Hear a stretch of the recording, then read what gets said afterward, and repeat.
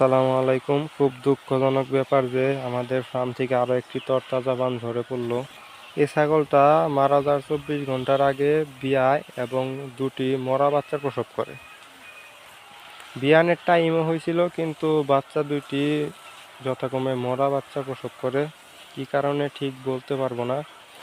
তার প্রসবের পর ছাগলটা ভালোই ছিল, একদম সুস্থ ছাগল ছিল, কিন্তু প্রসবের 16 থেকে 18 ঘন্টা পরে যাইয়া ছাগলটা শুয়ে পড়ে আবার মাঝে মাঝে উঠে শুয়ে পড়ে।